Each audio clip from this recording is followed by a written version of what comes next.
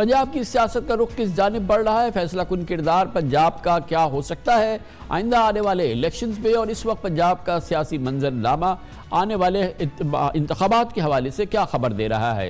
ये तमाम मालूमात हासिल करेंगे, पूरे माहौल की तजिया हासिल करेंगे। एक तजुर्बाकार पाकिस्तान के बहुत ही सीनियर सियासतदान और पंजाब के बहुत ही उम्दा, बहुत ही सीनियर सियासतदान जनाब जावेद हाशमी हमारे साथ मौजूद है। बहुत बहुत शुक्रिया जावेद हाशमी साहब।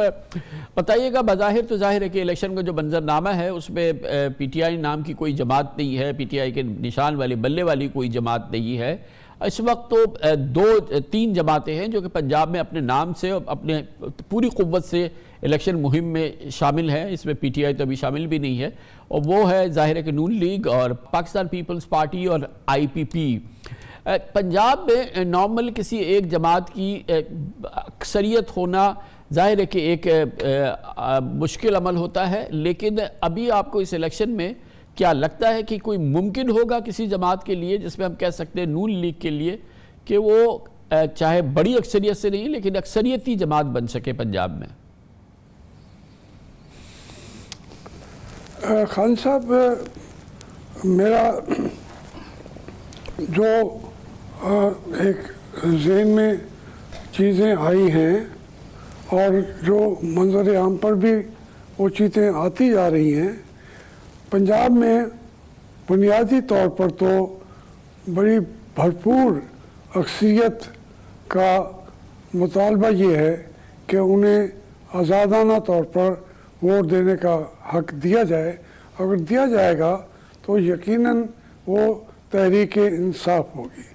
तकरीबन हर सिटी पे, हर सीट पे आप अंदाज़ा करें कि मियाँ साहब की अपनी सीट पे भी राशिदा यास्मीन साहबा जो है वो एक टफ टाइम दे रही हैं। ये नहीं है कि कोई सीट खाली छोड़ी हो तहरीक इंसाफ ने। अब पीपल पार्टी का जहाँ तक ताल्लुक़ है, उनका ज़्यादातर जो तवज्जो का मरकज़ रहा है वो मुल्तान के और इर्द गिर्द की सीटें हैं, या रहीम यार ख़ान से 2-4 सीटों की जगह पे है। तो बेसिकली जो बड़ी पार्टियां हैं, जैसे आप कह रहे हैं कि आईपीपी, तो आईपीपी तो कोई बड़ा पार्टी नहीं है, लेकिन उनको सीटें मुस्लिम लीग नून ने सरेंडर कर दी हैं। वो क्या वजूहत हैं उसकी, ये उसमें तो हम जा नहीं सकते। ये फरमाइएगा, हम बिल्कुल हम इन तमाम मौज़ूआत पे भी आगे आते हैं, लेकिन जो बुनियादी बात आपने कही कि अगर आज़ादाना राय का इस्तेमाल का हक़ मिल जाए तो पंजाब में एक अक्सरियत जो है वो पीटीआई को वोट देगी, पीटीआई इलेक्शन जीत जाएगी। मगर हकीकत ग्राउंड की ये है ना हाशिम साहब कि पीटीआई नाम की तो कोई जमात है नहीं, फिर उसके निशान भी, उसका निशान भी नहीं है, फिर हर हलके में नहीं तो बहुत सारे हलकों में ऐसे लोग उम्मीदवार उतर गए हैं जो दावा कर रहे हैं कि वो पीटीआई के हैं। तीसरी बात यह है कि शहरों की हद तक लोग रसाई हासिल कर लेंगे, अपनी कॉन्फर्मेशन कर लेंगे कि पीटीआई का कौन सा कैंडिडेट है, फिर वो वोट जाके डाल दें ऐसी जमात को, ऐसे शख्स को जिसके बारे में उनका ख्याल है या उनको लग रहा है कि वो पीटीआई का है, उसका इंतखाबी निशान नहीं है। लेकिन जो छोटे शहर हैं, जो गांव हैं, जो इस तरह के इलाके हैं, वहाँ पर कैसे मुमकिन होगा कि ये जो आपका जो पीटीआई के बारे में आपका ख्याल है सही है, ओपिनियन सर्वे सारे ये कहते हैं कि पीटीआई बहुत मकबूल जमात है, लेकिन शहरों की हद तक तो इन मारूजी हालात में वो कोई तब्दीली डाल सकती है, लेकिन गाँव वगैरह में कैसे मुमकिन होगा? खान साहब, मैं शहर का रहने वाला भी हूँ और इस वक्त भी अपने गांव से बोल रहा हूँ, तो मुझे जो अंदाज़ा है और वो हक़ीक़त भी यही है कि अब जो हम वो सोचते हैं कि यहाँ पे देहातों के रहने वाले लोग जो हैं वो सियासत को इतनी जल्दी समझने नहीं पाएंगे, लेकिन मीडिया और सोशल मीडिया के अंदर अगर आप देखेंगे तो जो शहर के लोग सोच रहे हैं उससे एक कदम आगे देहात के लोग उसके ऊपर फैसले भी कर चुके हैं। इसलिए ये तसव्वुर छोड़ देना चाहिए हमें, देहाती लोग और शहरी लोग। हाँ, ये आप कह सकते हैं कि जो ज़्यादा असर का अंदाज होने वाले कैंडिडेट्स हैं वो देहातों के अंदर वो शायद मुस्लिम लीग के नून के पास हों, लेकिन ओवरऑल जो लोगों का जो एक सियासी शऊर जो है वो इतना तेज़ हो गया है कि वो उनको इस बात की नहीं फिक्र कि हम किस को ये आपने सही कहा कि बल्ला भी छीन लिया गया, उनको कई निशान दे दिए गए, लेकिन जो उनको लिस्ट मिली है उसको हिर्ज़ जान किए हुए लोग आपको हैरान हो जाते हैं कि मैं देहात का रहने वाला हूँ, और जब आजकल इलेक्शनों की वजह से हर कोई देहातों में भी रह रहा है, तो आप जाते हुए किसी आदमी से पूछें जो बकरियाँ चरा रहा है, उससे पूछें, आपको सीधा जवाब देगा कि मैं दूंगा वोट और जो निशान है मुझे पता है, मुझे आप बताने की कोशिश न करें। ये अजीब सूरत है हाल है खान साहब, बदल चुका है। मगर इसी गुफ्तगू में, इसी जवाब में हाशिम साहब आपने फरमाया अभी बीच में कि कुछ ऐसे लोग जो कि जीतते हैं वो नून लीग के पास है, गोया कि आप फरमा रहे हैं कि इलेक्टेबल्स जो हैं वो नून लीग के साथ है मुख्तलिफ इलाकों में, जनूबी पंजाब और दूसरे मरकज़ी पंजाब में। तो दूसरी जानब ये फरमाइएगा, क्या इलेक्टेबल्स की हैसियत जो है उनकी तहलील हो चुकी है इन इलेक्शन में, या तो हर मौसम में जो इलेक्टेबल हैं पंजाब के तो वो इलेक्टेबल्स ही होते हैं ना, वो तो इलेक्शन जीतेंगे ना, पीटीआई और नो पीटीआई? देखिए, जो इलेक्टेबल है ना वो भी वो बहुत सियाने हैं, उन्होंने इन जमातों के अंदर भी पहुंच चुके हैं, खा पीटीआई हो खा मुस्लिम लीग हो। अब मुस्लिम लीग का ये क्लेम मबूनी बरहक नहीं है कि उनके पास इलेक्टेबल ज़्यादा हैं, वो भी तमाम पार्टियों में फैल चुके हैं, जो समझते हैं कि कौन सा रास्ता में मिलता है। और वो इन पार्टियों की मजबूरी को भी आप देखें, अगर उनको एक जमात का बल्ला नहीं मिलता, उसका अफराद नहीं मिलते, तो उनमें भी कैंडिडेट इलेक्टेबल्स की तादाद काफ़ी आ चुकी है। इसलिए हम वो ये समझे कि उससे मुस्लिम लीग को एज है, यस उसमें तो शायद वो बात कर लें, लेकिन जब ओवरऑल पंजाब के ऊपर नज़र डालें आप, हम अटक से लेकर रहीम यार खान तक और मियाँ वाली से लेकर लाहौर तक, ये तो आप अगर नज़र डालेंगे तो वो उसमें भी अब इलेक्टेबल जो नहीं थे पिछले इलेक्शन में वो इलेक्ट हो गए पीटीआई की टिकट पे, अब उनसे ज़्यादा मुतहर्रिक भी हैं, लोगों को पहुंच भी रहे हैं। लेकिन एक बहुत अहम बात ये बताइए कि जब भी इलेक्शंस होते हैं तो सबसे बड़ी जो वोटर है उसकी पहली तो ख्वाहिश ये होती है कि उसकी जमात इलेक्शन जीते, उसकी जमात हुकूमत बनाए, उसकी जमात को उसके कैंडिडेट को वोट देने का उसको ज़ाती तौर पे फ़ायदा हो, यानी इन द सेंस कि उसके इलाके में काम हो और फिर उसकी सूबाई हुकूमत बन जाए, उसकी मरकज़ी हुकूमत बन जाए, वो कह सके कि मैंने जिसको वोट दिया है वो वज़ीर आला बन गई है उसकी जमात, और उसकी जमात ने वज़ीर आला बनाया है, वज़ीर आज़म बनाया है। इसमें तो उसकी जमात का नाम तक नहीं है, तो उसकी इंसेंटिव क्या है? मतलब एक आम आदमी क्या हर आदमी आपके ख्याल में नज़रियाती तौर पर इतना चार्ज्ड है कि उसको बता दिया गया कि इस शख्स को वोट दो, इससे तुम्हें कोई फ़ायदा हो ना हो, मुल्क में इसकी हुकूमत बने ना बने, कोई चीज़ ना हो, मगर इसको वोट दे के आ जाओ, क्या वो लेवल आ चुकी है? मैं समझता हूँ कि लोगों को एक चीज़ बहुत चली है, वो कहते हैं हमारी जमात के बानी रहनुमा को हम वोट देंगे तो और ताकत मिलेगी और बाहर भी आ जाएंगे।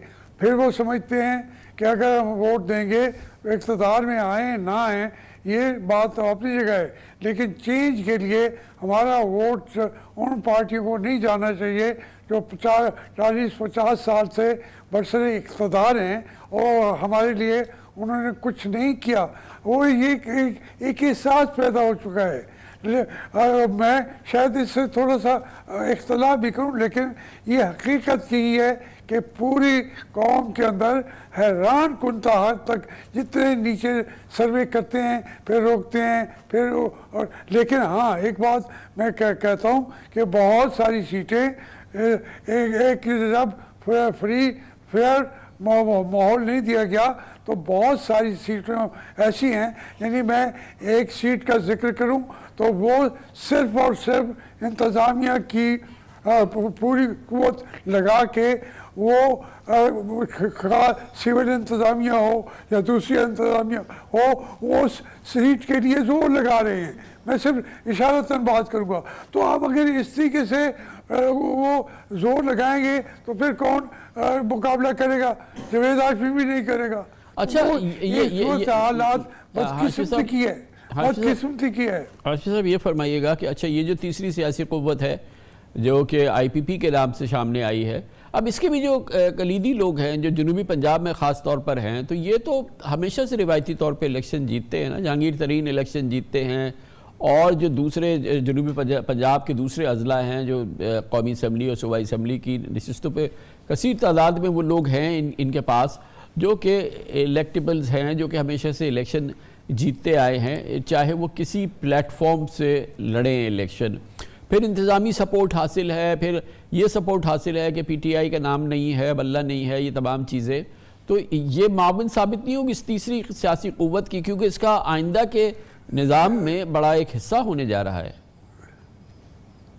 खान साहब मैं आपसे अर्ज़ करूं, अब हमने अभी आपने फरमाया है जहांगीर तरीन साहब कभी भी इलेक्शन नहीं जीते। पहली सीट दी उनको अहमद महमूद ने, जो उनका साले भी हैं, ताकतवर हैं, अब पीपल पार्टी में हैं और उनका अब भी सीटें हैं। उन्होंने उनको सीट आरियातन दे दी। फिर लोधा से वो लड़े और वो हार गए। फिर उसको वो जगह खाली कराई गई उस आदमी को जो जिसका नाम सदीक बलोच था, उसको नाअहल करार देके फिर उस तरीके से एक दफ़ा असम्बली के अंदर जहांगीर तरीन साहब तशरीफ लाए। फिर उनके बेटे लड़े, उसको भी लोगों ने वोट नहीं दिया। कभी वो इलेक्टेड इस इलाके के इलेक्टेबल नहीं रहे। अब अगर वहाँ से मुल्तान से जितवा दिया जाएगा तो फिर एक और इलेक्टेबल का इजाफा तो हो जाएगा। ये मैं नहीं चाहता कि एक सीट को अगर ये 6 की 6 सीटें जो हैं इनकी, अलीम खां का कुछ तो वो वर्क है, लेकिन वहाँ जो 2-3 आदमी हैं या 2-3 आदमी 6 आदमियों की सीटें हैं उनके पास। उनके बहुत ज़्यादा कैंडिडेट भी नहीं हैं, लेकिन उनको जिस तरीके से कोशिशें की जा रही हैं सारे जीतेंगे भी नहीं, वो हार भी जाएंगे। तो इसके लिए अलावा ये वो नई उभरती हुई ये ताकतें नहीं है, ये एक वक्ती तौर पर जिसके हर जी पूरी इस वक्त पूरा नवाज शरीफ ख़ानदान जो है वो इलेक्शन में उतर रहा है, और अब देखना ये है कि उनकी क्या पोजीशन बनती है पंजाब में। क्या वो इतनी अक्सरियत ले पाते हैं कि तनहा हुकूमत बना पाएँ? नहीं बनाते तो क्या मुमकिन होगा कि शरीफ ख़ानदान का कोई शख्स, नवाज शरीफ साहब और शहबाज शरीफ जो हैं, वो बन जाए वज़ीर आज़म और पंजाब की वज़ारत आला भी वो अपने घराने के लिए मुख्तस कर लें? ऐसा हुआ है, इससे पहले हमेशा होता आया है, और इस दफ़ा एक नया फैक्टर है। मरीम नवाज़ जो है पूरी क़ुव्वत से नवाज शरीफ साहब के साथ इस कैंपेन में हैं, और वो नवाज शरीफ साहब के बाद तकरीर करती हैं हर जलसे के अंदर। तो उनका फ्यूचर और शरीफ ख़ानदान का फ्यूचर और अब तक जो फीडबैक आपके सामने आया है वो आपको कैसा दिखता है इस इलेक्शन के हवाले से? खान साहब जो इस वक्त पंजाब में जो बिलावल हैं वो तो 5-7 जलसे करेंगे, 2-3-4 जगह को सेलेक्ट करके 5 में। सिर्फ यहाँ पे इलेक्शन कैंपेन की इजाज़त है मुस्लिम लीग नून को, उनको इजाज़त है। ये अनाउंस्ड और अनअनाउंस्ड वो इजाज़त है। PTI को कैंपेन चलाने की, जलसा करने की इजाज़त नहीं है। इनके कैंडिडेट अभी शायद ये उनको काल पार्टी ने दी है कि आप इतवार तक आप इमर्ज हो जाएं, बाहर निकलें, क्योंकि हर आदमी अभी तक डरा हुआ है। उस वजह में अगर जो वोटर है वो नहीं करता। अजीब ये पार्टी है कि कैंडिडेट पीछे हैं, इनके लोग पीछे हैं, लेकिन जो वोटर है लेकिन अब उस रिजल्ट को फिर कामयाबी से जो रिजल्ट वो देना चाहते हैं उसके वोटर आया, उन्हें तस्लीम भी किया जाएगा उन रिजल्ट्स को। ये खौफनाक बात है जो मुल्क के लिए बाद में इलेक्शनों के जो फेयर इलेक्शन के ऊपर बिग क्वेश्चन मार्क होगा। उसके बाद आने वाली हुकूमत को वहाँ पे जिसको एक ही पार्टी को कैंपेन चलाने की इजाज़त होगी वो बन भी जाए, लेकिन उसको हुकूमत कौन करने देगा? ये ज़रूरी है। मेरा दिल करता है वो 5 साल कर जाएं, हुकूमत पूरी करें, लेकिन कैसे करेंगे? हम इसी फील्ड में सारी ज़िंदगी गुजर गई। जो इस तरीके से आता है, ज़ियाउल हक ने भी लाए थे वहाँ पे जो असम्बली वो लेके आए थे, 2-3 साल से ज़्यादा तो वो नहीं चली थी। अब तो किसी ऐसी इस तरीके से जैसे इंतजामात किए जा रहे हैं उसके ज़रिए हुकूमत बढ़ा भी बहुत शुक्रिया जनाब जावेद हाशमी, पंजाब के बहुत ही सीनियर, बहुत ही सीजन्ड पॉलिटिशियन, पंजाब के सियासी मंजरनामा, इंतखाबात के प्रॉस्पेक्ट्स के हवाले से बात कर रहे थे।